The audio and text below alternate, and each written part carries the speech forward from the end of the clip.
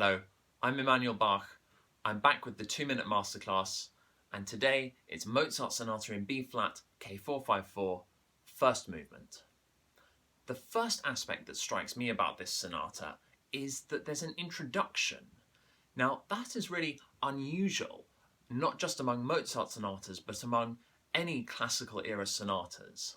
And if we look at the writing, we see that there are chords in both the keyboard and violin parts, which give a majestic quality to the opening that gives the introduction and the movement a sense of grandeur and a sense of formality. And actually that majestic quality has a very specific quality to it. I think it gives a regal quality to the opening, which evokes perhaps a king or an aristocrat. Therefore, we're introducing someone of importance. So it's very essential that we create the right impression right from the start. And if we think about the way that the music is written, the keyboard part is actually fuller in sound than the violin part. Therefore, I think it's really important that the violin sound carries and projects alongside that of the keyboard. Now, to do that, we need to ensure, I think, that we play with very generous and full bows at the start in the chords, something like this.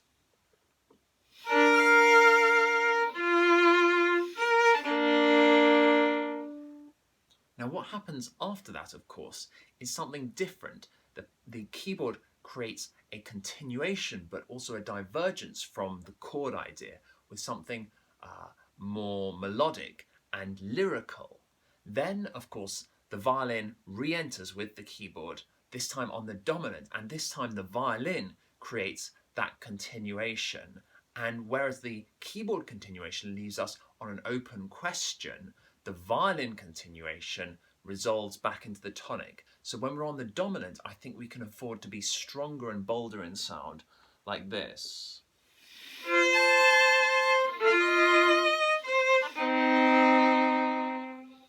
So that when we come to this lyrical part here,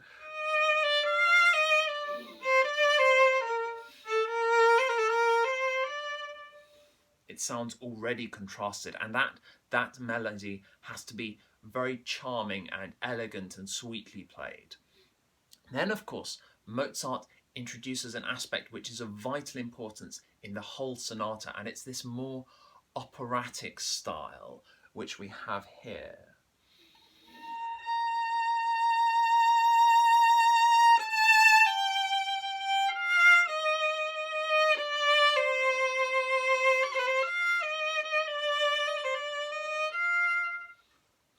And there, we really need to lean on those passing notes here.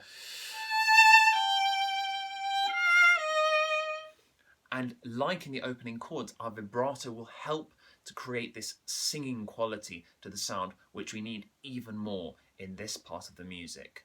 Now, of course, Mozart has already created a certain degree of contrast, and that's an aspect of the Largo which is hinting at what's to come, but is totally transformed when we get to the Allegro. And in the Allegro, we really need to enter into the world of opera. The opening theme is very, very playful. Here it is.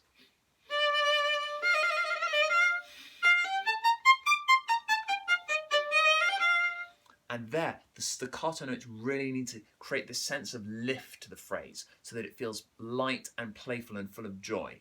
Contrast, as well as dialogue with the piano and character, is really essential to bear in mind in the actual Allegro. And the first point of contrast really is here.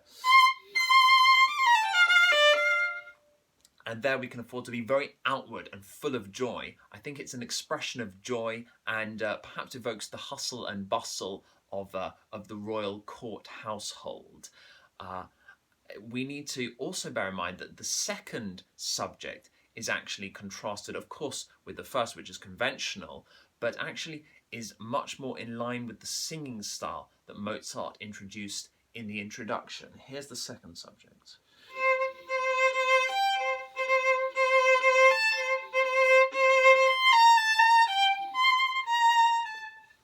And that needs to be very charming, very elegant, and I think, with this kind of noble sentiment to it.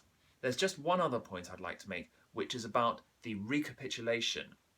In the recapitulation, we have this passage here.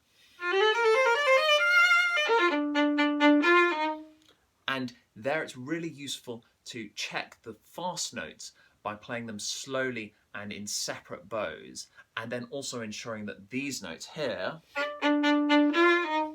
are really off the string and jovial, like that, so that they ring and again create this sense of lift and playfulness. So it's a sonata that's really full of contrast, full of operatic spirit, and full of varied motivic ideas. That's all for today.